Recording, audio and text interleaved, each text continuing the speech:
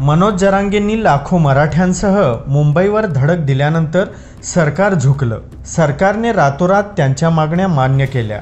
मराठा समूहाचा राजकीय दबाव पाहता आजपर्यंतच्या कोणत्याही सरकार अथवा विरोधी पक्षामध्ये मराठा आरक्षणाला उघडपणे विरोध करण्याची हिम्मत नाहीये।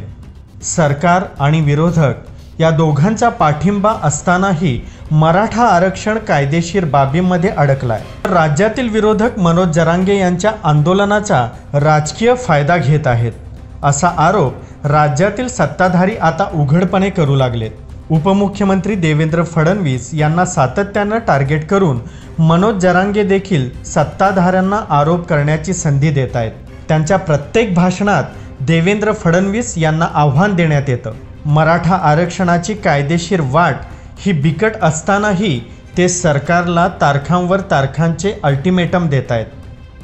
भाजपलाच मराठ्यांना आरक्षण द्यायचं नाहीये असं वक्तव्य करून उघडपणे भाजप विरोधी जनमत तयार करतायत। 29 तारखेपर्यंत मराठा आरक्षण दिलं नाही तर या निवडणुकीत इंगा दाखवण्याचा इशारा त्यांनी दिलाय।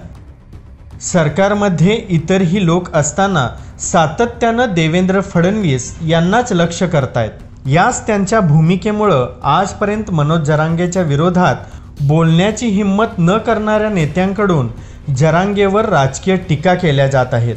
जरांगेंचा राजकीय फायदा घेतला जातोय असा उघडपणे आरोप केला जाऊ लागलाय। यावरूनच या निवडणुकीत मराठा आरक्षणाचा मुद्दा प्रभावी ठरतोय हे स्पष्ट होतंय। मराठा आंदोलनाच्या आजपर्यंतच्या घडामोडीवर एक नजर टाकूयात। 1997ला मराठा संघटनांनी मराठा कुणबी असल्यानं मराठा आरक्षण देण्यासाठी आंदोलन केलं। 2008 ते 2014ला शरद पवार आणि विलासराव देशमुख यांनी मराठा आरक्षणाला पाठिंबा दिला। 2014ला पृथ्वीराज चव्हाण यांच्या कार्यकाळात 16% मराठा आरक्षणाच्या प्रस्तावाला मंजुरी दिली। नोव्हेंबर 2014ला मुंबई उच्च न्यायालयानं या आरक्षणाला स्थगिती दिली। देवेंद्र फडणवीस सरकारने मराठा समाजाच्या आर्थिक आणि सामाजिक स्थितीचा अभ्यास करण्यासाठी आयोग नेमला। आयोगाने दिलेल्या अहवालाच्या आधारे देवेंद्र फडणवीस सरकारनं 30 नोव्हेंबर 2018ला मराठा समाजाला 16% आरक्षणाचा प्रस्ताव मंजूर केला। अवघ्या एका महिन्यात फडणवीस सरकारने मंजूर केलेल्या प्रस्तावाला मुंबई उच्च न्यायालयात आव्हान देण्यात आलं। 27 जून 2019ला मुंबई उच्च न्यायालयानं मराठा आरक्षण 16%वरून 12%वर आणण्याची सूचना दिली। 5 मे 2021ला सुप्रीम कोर्टाच्या 5 न्यायाधीशांच्या खंडपीठानं मराठा आरक्षणाला असंविधानिक म्हणून घोषित केलं। 29 ऑगस्ट 2023ला मराठा आरक्षणासाठी मनोज जरांगे यांनी उपोषणाचे हत्यार उपसले।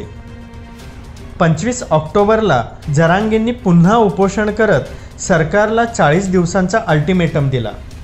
2 नोव्हेंबरला एकनाथ शिंदे यांनी दिलेल्या आश्वासनानंतर जरांगे यांनी आपलं उपोषण थांबवलं। 20 जानेवारी 2024ला पुन्हा एकदा मनोज जरांगे यांनी आंदोलनास सुरुवात केली। आजवरच्या या घडामोडी पाहिल्यास मराठा आरक्षणाला सर्वच प्रमुख राजकीय पक्षांचा पाठिंबा असल्याचं दिसतंय। पण असे असतानाही मराठा आरक्षणाचा प्रश्न कायदेशीर बाबींमध्ये अडकलाय। राज्यात विधानसभा निवडणुका ज्या प्रकारे जवळ येऊ लागल्यात तसतसं मराठा आरक्षणाच्या प्रश्नाचा राजकीय फायदा घेण्यासाठी राजकीय मंडळी देखील पुढे सरसावत आहेत। मराठा समाजाचा रोष घेणं हे कोणत्याही पक्षाला राजकीयदृष्ट्या परवडणारं नाहीये। या परिस्थितीत मराठा आरक्षणाच्या असंतोषावर स्वार होऊन सत्तेची खुर्ची मिळवण्याचे प्रयत्न तर होणारच।